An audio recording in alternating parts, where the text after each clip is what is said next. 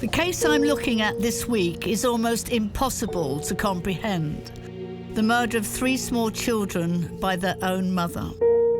I know from personal experience the strain a case like this would place on the investigating officers as they try to do their jobs professionally while faced with such tragic circumstances. This is a very, very, very sad case on a number of levels. It's the case of Theresa Riggi, who killed her 3 children, a 5-year-old girl and twin boys aged 8. She was living in Edinburgh at the time, recently separated from her husband. There was a gas explosion at the place where she was living, and when police investigated it, they found her very severely injured, broken bones. But sadly, in her home, they found the bodies of 3 children. And what came out of the investigation was that Theresa was going to be divorced. Her husband was going to fight her for the custody of the children, as I understand it, and she killed them. This case, I would imagine, from looking at it, would be particularly difficult because every murder of one child is really painful. To see 3 young children's lives being taken away at such a young age, it's just a real sad case.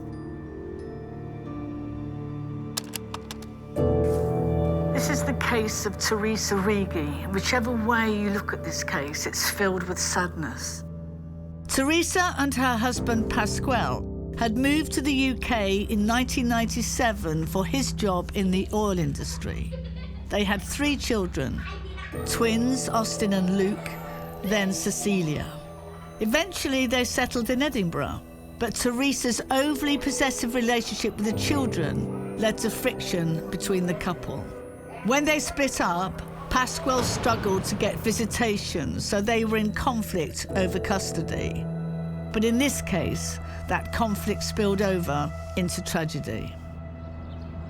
The first person I want to meet about exactly what happened is retired CID officer for Lothian and Borders Police, Neil Spowett.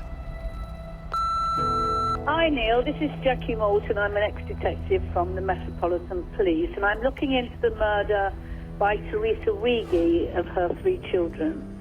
I believe you were the first officer at the scene, and I'd be very interested to meet you to find out what happened that day.